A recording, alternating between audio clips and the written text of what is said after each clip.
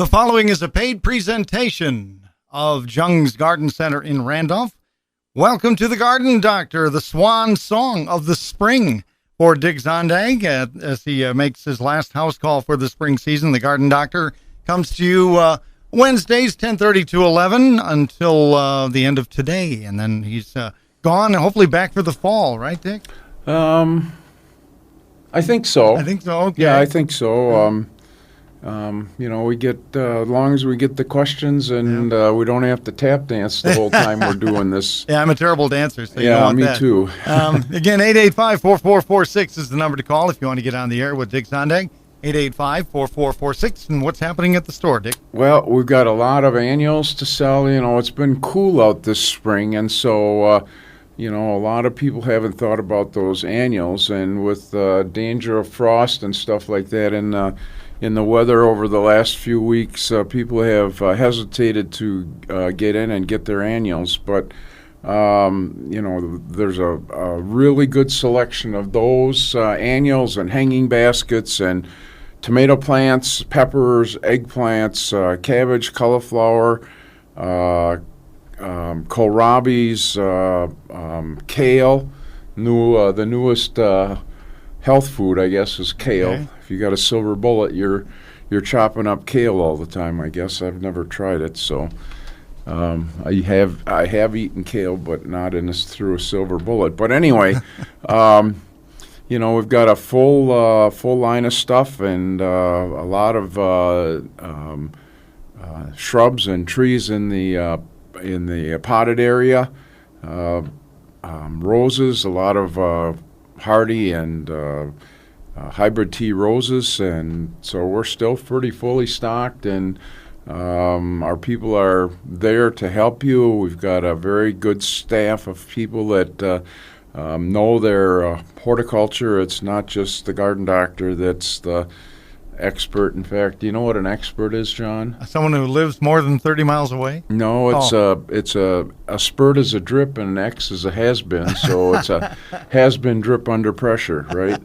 So anyway, we have a lot of people that can talk gardening in our garden centers, and so we really enjoy people coming over, and we want to thank everybody that has patronized us, because it's the only way that we stay in business is with people coming and buying their products at Jung's.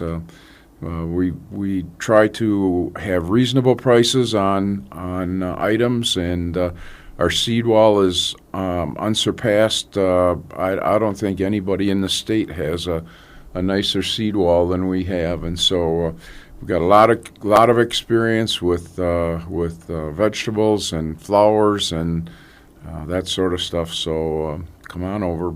You got a disease problem, our people are trained to help you with that too, and we've got the products that you can use. Although our arsenal is getting smaller and smaller, we've got things that will help with disease and insect problems, and so come on over. All right, we'll take our final round of calls for the spring season, starting with this caller. You're on the air with the Garden Doctor, Dick Zondag from Jung's Garden Center. Go ahead. Hello. Good morning. Good morning. Is there anything that I can spray the sweet corn in my garden with to kill the quackgrass coming up around it? Really not. You really have to control the perennial weeds before you plant stuff in there. And the product that I would use is Roundup, but see, the problem with Roundup is that it not only controls the quackgrass, but it would it would kill the sweet corn too. It would kill all the sweet corn. So there really is not a whole lot you can do other than in the fall, after the sweet corn is done, you can spray with Roundup, and then next spring before you plant the sweet corn, if the grass comes up, as soon as there's something green above the ground, you can spray with Roundup, and it's very effective against, it's translocated into the root system and kills the weeds. So that's what I would do. Okay. Thank you. Yep, All thanks right. for calling. Thank you for your call. Let's go to the other line, 885-4446, the number. You are on the air with the Garden Doctor. Go right ahead. Anybody there? 885-4446-1920. 885-4446. Apparently no one is there on the line. So we'll try this line. Maybe they're calling back. Hi, you're on the air with the Garden Doctor. Go right ahead. Hi, I have a China rose bush Okay. that bloomed beautifully this spring. The Right. wind blew all the petals off, so they didn't last long. Yeah. But now the branches are starting to die. It's like it's drying up or something. Do I have a blight in there? What are they susceptible to? Boy, they really don't get root rots.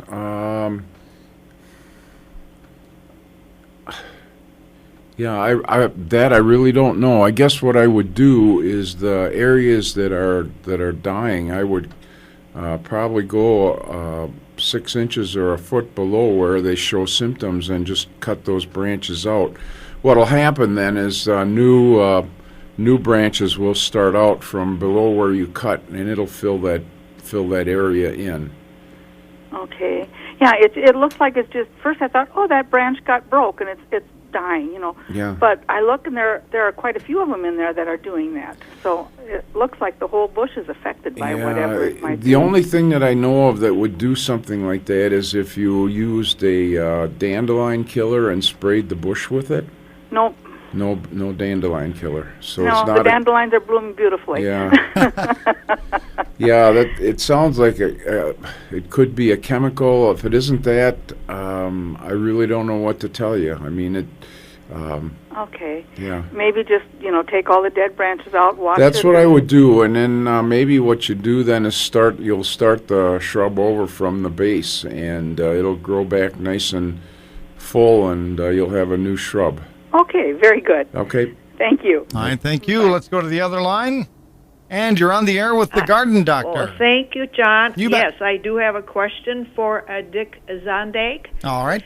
And I received for Mother's Day a vase of tulip bulbs with blooming things on the top with the tulips. Okay. Okay. The petals fell off. The stems are looking kind of limpy. Right.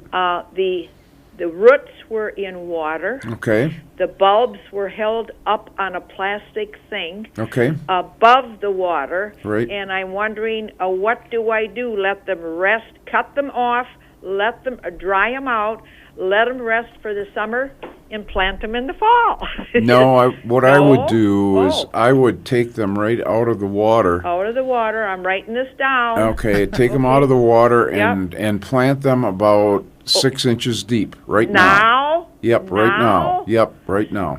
Ooh, I didn't think that. Okay. Yeah, thanks because for- then what'll happen is those roots will. Boy, Yeah. the roots that were initiated in the water will Yeah. probably die, but Okay. to dry them out, Ooh. the most you could expect next spring is just leaves. And maybe then the following year you'd get flowers. Okay, but now if I planted them now, I would get flowers in the fall? No, I wouldn't. No, No. tulips don't flower in the fall. They would be a year from now. Yeah, then. it would be next Okay. year, maybe Next. next year. Maybe next year. Yeah, and if they come up just as leaves next year, fertilize them.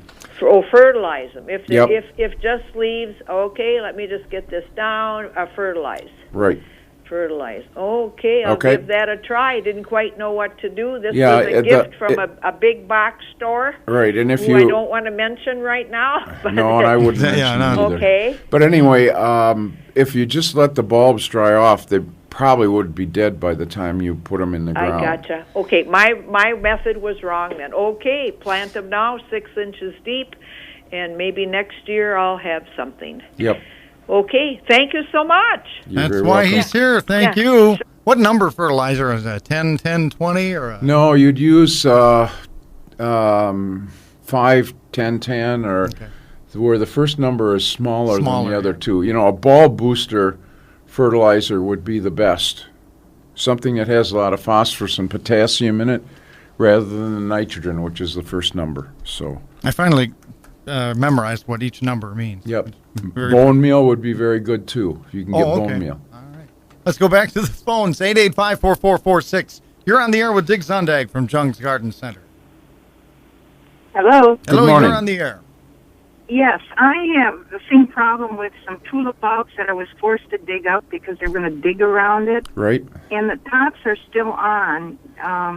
Do I let them dry or No. just take the tops off? And No, you don't take the tops off. You don't let them dry. You transplant them just the way they are and just at the depth that they were at. And then you let the leaves dry off naturally in the ground, and hopefully next year you'll have something. even though they were dug up, right? Yeah, and you want to keep as much of the roots on as possible. And then plant them the same depth that they were when they were in the ground, and then water them in. Use a little bone meal or bulb booster fertilizer or something like that, and then they should be just fine. Okay, thank you. Yep. Thank you. And we'll go to the other line. You're on the air with the Garden Doctor. Go right ahead. Yes, Dick, I would like to thicken my lawn. Okay. Now, during the summer, I don't really want to broadcast seed in between mowings because I think that'd be kind of useless. Is the best time to do it in the fall, kind of do it after my last mowing and do kind of a dormant seeding? Yeah, or you could do it in August or September, just before the cool part of the season comes, and that's when grass germinates. That's when if you want to establish a lawn, that's the best time to do it, because then it has a long fall to germinate and to start growing, and then it'll go through the winter, and then next spring it'll be perfect. So, okay, now how does that work if I continue to mow and I'm broadcasting them? Wouldn't it pick up the seeds and... What you want to do is mow the lawn, mow it kind of short. Okay. Shorter than you'd normally mow it, and then you broadcast the seed over top of it, and then you just take a broom rake and rake it down to the ground. And then the next time you mow, you just, I don't know if you catch the grass clippings and compost them or... No, I mean, I do, but I could definitely not do it. That's what I would do. I would mow it low, put the seed on, rake the seed so that it gets down to the surface of the soil, and then for the next couple mowings, I would leave the grass clippings on the lawn, because that'll act as sort of a nurse crop too, or it'll keep the soil from drying out. Okay. Now, would you recommend I do not nitrogen fertilize in the fall this year like I normally do then? Would that burn it coming up next spring? No, nitrogen fertilizer is great to put on in early August. Okay, so that'll be fine. It won't burn any new establishment. No, it should not. Perfect. All right, thank you for all your help. Nope, thanks for All calling. right, that's right. He's here to help. 885-4446, 1920-885-4446. If you want to get on the air with Dick Zondag from Jung's Garden Center in Randolph, our final show of the spring. Go back to the phones, and you're on the air with the Garden Doctor. Good morning. Hello. I have a question about my grapes. I've got Concord grapes, and they have started, throwing bunches of small grapes and stuff. Is this cold weather going to hurt them, or? No, most of the plants are aware of the temperatures, and they're pretty immune to a light frost. Now, if you get a hard freeze where we'd go down into the low to mid 20s, that might affect the fruiting, but as long as it's just a light frost, it's not going to hurt anything. Great. I covered them up last night just in case, but I didn't know. Well, and it doesn't hurt to do that, because that's kind of an added insurance policy, but most plants don't get going fast enough that a late frost is going to hurt them. Yeah, and it wasn't, the cloud cover kept it from frost last night anyway. So I have another question. It was just something that came up this year. I got some elderberry bushes from Jung's and planted those, and was advised to soak them with a root stimulator. Right.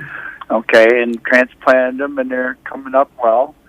The question I had is, can you use that to transplant flowers and vegetables as a stimulator? Yeah, you can. It's actually fertilizer and a couple of other things, and so there's nothing in it that would hurt perennials or bulbs or even in the garden.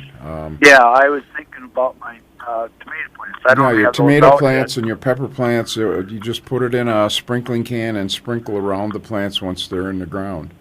I wouldn't soak them in it, but I would No, just I don't use it as sort of an additive to your water, and that'll get them off to a good start. I was thinking, while they're in the planter box that they're in, I got 3.5-inch pot. If I just took and sprinkled some of that stuff on them while they're in the pots and then put them in the ground. That wouldn't hurt either. Okay, yeah.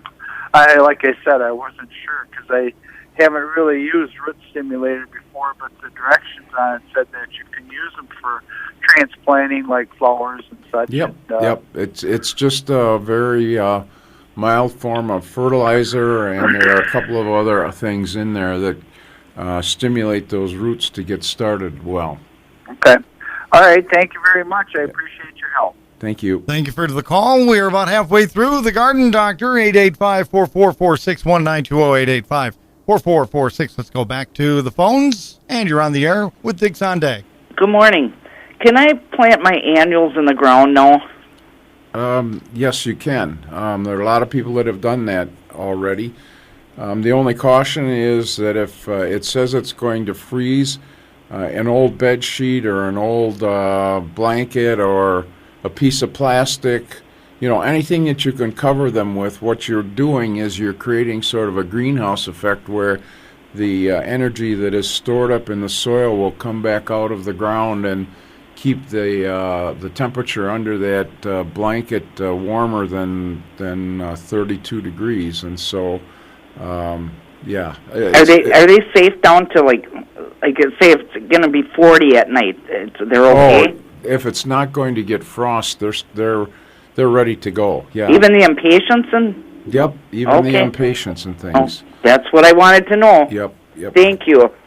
All right, thank you. Yeah, low of 40 tonight. Might as well go right into the forecast. Sunny and pleasant tomorrow. High 70, Dick. Yep, and see what happens then is that the tops, it'll slow the tops down, but the roots are in that warm soil now, and so the roots will get growing, and by the time the hot weather comes in, the roots will be established so they can take up the water and keep the plants growing at a normal rate. Okay, we do have another caller on the line. You're on the air with the Garden Doctor. Hello. I got a beautiful blue hydrangea for Mother's Day in a pot. Do I have to wait for the flowers to die back, and is it possible to plant it in the garden? Okay, I guess it would depend on what variety of hydrangea you have. There are greenhouse hydrangeas that won't make it here. Okay. But you can plant them outside. Right now, if you're willing to go out and throw a blanket over them, if it's going to get down into the 20s. Mm-hmm. Well, I can wait a while. Yeah, if you can wait a week or two, then you can put them in the ground, and there's no problem at all. Now, the only way that you keep a hydrangea blue is by acidifying the soil. Okay. And for that, you need to use either sulfur or aluminum sulfate or iron sulfate. Any of those things will sour the soil so that the hydrangea stays blue. If not, the hydrangea will turn pink. Okay. All right. Thank you so much. Thanks for calling. Thank you. 885-4446-1920. 885-4446. You're on the air with the Garden Doctor, Dick Zondag from Jung's Garden Center in Randolph. Yeah, hi. I've got a dwarf burning bush. Okay. And about an eighth of it, for some reason, seemed to have gone dead. Okay. There's no leaves on it at all. Is there something I should be looking for, or what would have caused just part of it to die? It might just be dieback, winter dieback. What you do is you scratch the bark, and if it's green underneath, there's still a possibility it'll come. If it's brown and dry, what I would do is just take a sharp pruning shears and prune back to where the bush is alive, and what'll happen then is you'll get sprouts coming out near where you prune that will fill in that area. Okay. And then before you said when you dig out rhubarb and get rid of that part of it, does that stuff you left, does that spread out to fill in? Yes. rhubarb is a very aggressive grower. So if you've got a lot of rhubarb in one area, what you do is you dig out half to 2/3 of the rhubarb, and if you want to use it in your own garden, you'll go ahead and use it. Otherwise, you throw it away so you don't put us out of business. But I got a couple of patches, and I never seen that spread. yeah, no, if you fertilize it, it will grow. And what happens with rhubarb is if you let it get too big or too aggressive, what happens is the stalks get thinner, and all of a sudden you get a lot of flowers coming out. And if you're getting a lot of flowers from your rhubarb, it means that it needs to be divided. Okay, then I got a fern peony. Can I cut the blossoms off of that? Once they're done blooming. Oh, but you shouldn't cut them off before that, huh? No, you want to let them. I mean, if you've got a fern peony, why wouldn't you want it to let it bloom before you cut it off? Well, I mean the one that blooms to bring them in the house. The flower. Oh, you can do that. Sure, you can cut the flower off and bring it into the house. That's not a problem. That's not going to hurt it? Nope, not at all. Okay, thank you. Yep. Thank you. And let's go to our other line. Your caller, you're on the air with the Garden Doctor. Yes, I would like to know if alyssum is a perennial, or is that just a one-year flower?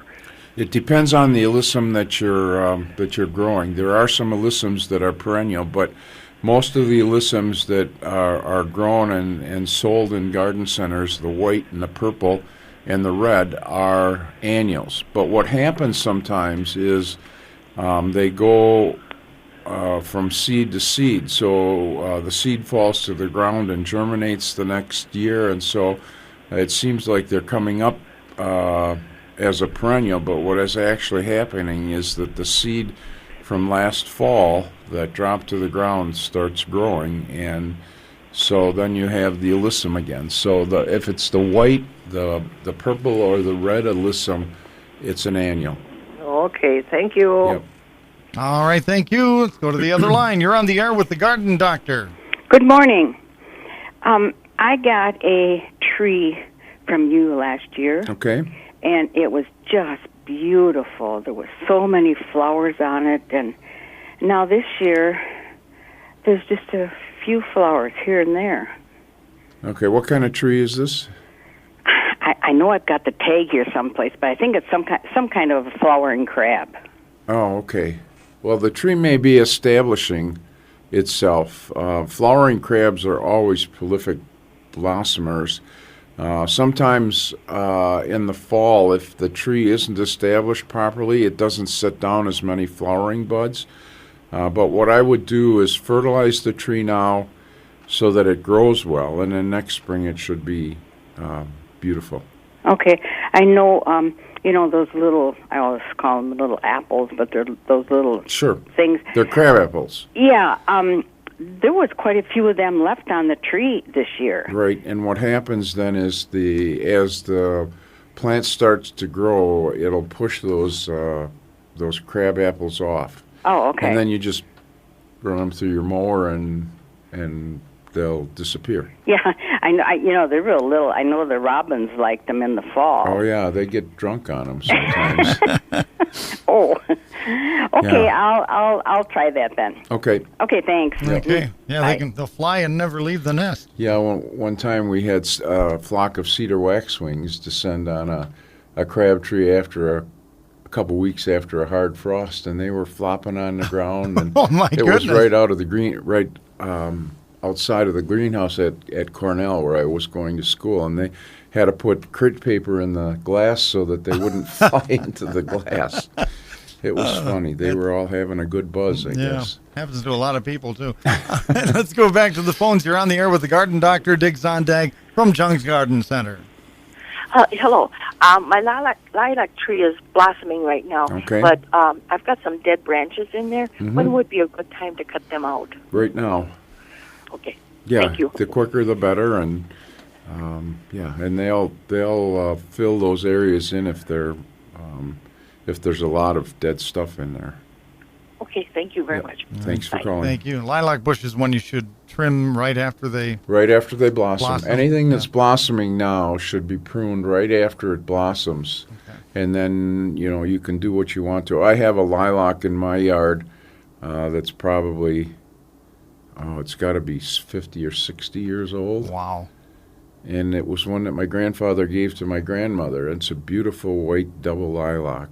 But the trunk on it is like 2 inches in diameter. I mean, they're really big. So I'm going to take my Sawzall and cut about half of them out now. And then next year I'm going to cut the other half out so I have a new shrub. That's the way you rejuvenate an old shrub. Okay, let's go back to the phones. We got time for at least one more caller. You're on the air with the Garden Doctor. Hi. Back to tulips. I was wondering, when is the best time to cut the stems and the leaves off? You don't cut them off. You don't? No, because now is when they're putting the carbohydrates and the energy back into the bulb for next spring's blossom. If you cut them off now, you'll get nothing but leaves next spring.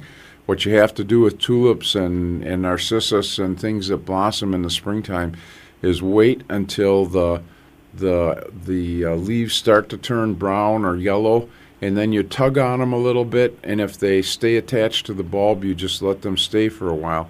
When they're ready to let go, they'll form what's called an abscission zone, and they will pop right out. So if you cut them off now, you're ruining your flower show for next year. Okay, thank you. Yep, All thanks right, for calling. thank you. And we've got about a minute or two left in the show. We'll go to our last caller. You're on the air with Dick Zondag. Hi. Thanks for taking my call. Sure. I have a row of Magic Carpet Spirea. Okay. And my husband, like 2 years ago, he kind of, trimmed them back with a hedge trimmer because they're right along the sidewalk. Mm-hmm. And cut them, back fairly significantly, but, not down to like a foot or anything. Yep. And they were, fairly big-sized plants, though, too, about maybe, 2 or 3 feet, Yep. wide and a couple feet high. Yep. So that winter was the year that we had the dieback with the we're all like the Alberta spruce and everything. Right. Okay. So then last spring I called and talked to somebody at Jung's and told them that those spireas just really look bad. Okay. And he said, well, probably because of how, we burnt the tips and stuff. Yep. And so he said to cut out some of it. Well, we thought maybe we just better leave them alone. So we did, and they looked pretty bad, but they kind of came back a little bit. Okay. And then we this year now we didn't do anything to them last fall, and this year they are still looking kind of. They never really came back, and I've heard of like some people. They call it regrowth pruning, where maybe you can take them right down to the... That's what I was going to suggest. Take them back to 6 inches to a foot above the ground. Okay. And then fertilize the heck out of them. Okay. And they will come back like gangbusters, and they'll look just beautiful. Okay. Yep. I thank you so much for that. Thank you for calling. All right. And a good way to end the season with someone saying thank you so much. And that's certainly what we say to you, Dick. That's what we do. We say thank you so much to WBEV, to you, John, to Bill, and all the people that support Jung's, and to all the customers that come in. And, if we didn't have such great customers, the Garden Doctor wouldn't come. So... we do appreciate everything. We use this as a great advertising tool to let people know that we are there. It is a little bit of a drive, so well worth it. But we try to have the best products at reasonable prices, and we do have a lot of annuals and perennials and trees and shrubs. We still have asparagus and potatoes and a seed wall that nobody can match in this area. So, and the other thing that we have is good people. They just really know what they're talking about, and they can answer your questions, and if they can't, they can find somebody.